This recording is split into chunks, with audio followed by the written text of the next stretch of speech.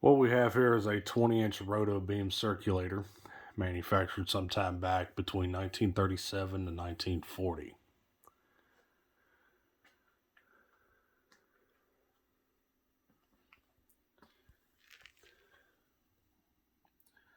Logo and patent plate there on the base. Originally, this fan was a wall mount fan design. When I got it, I modified it to be a pedestal fan using some 1/2-inch all thread rod and a 2-inch black iron sprinkler pipe, 5 foot long. So making the fan stand at a little over 7 feet tall. And yeah, the base is solid cast iron and being pretty small, but it still holds itself up pretty good. It will take a little bit of effort to knock this thing over. The floor is not flat, so it's easily rocks, but it's not going to fall over.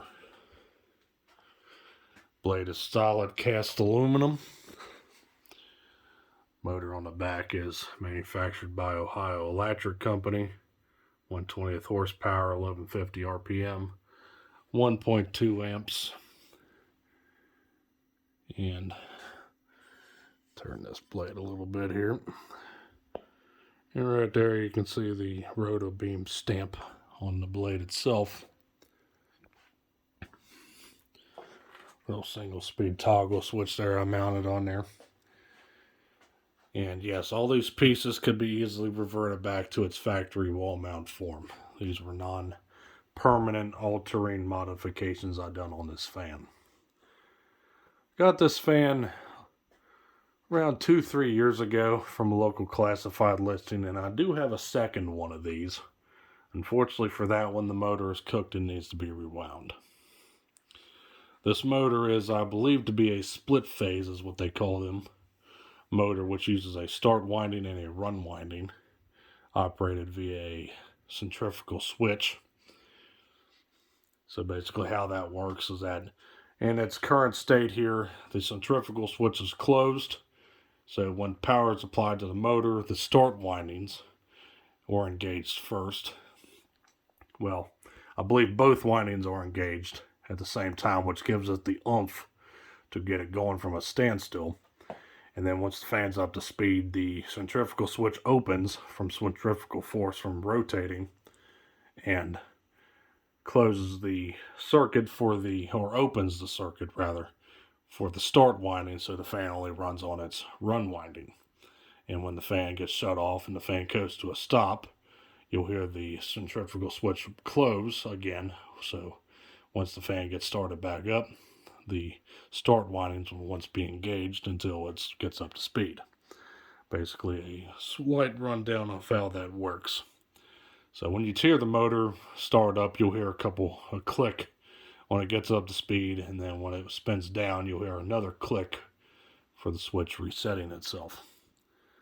So let's go ahead and jump in and see how this bad boy does.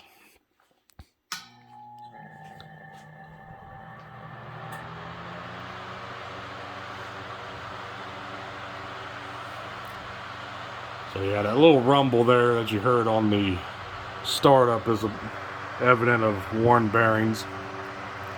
But other than that, when the fan's up to speed, it runs perfectly fine.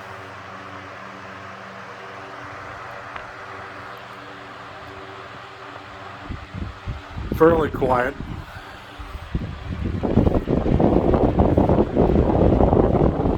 Throws out a pretty good breeze.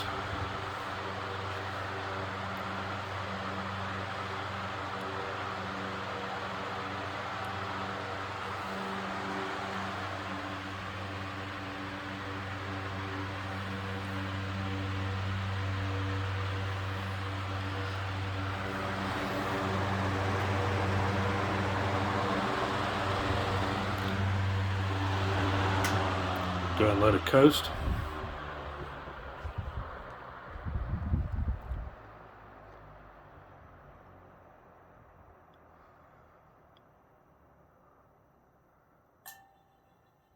And there's that centrifugal switch closing back, like I mentioned earlier.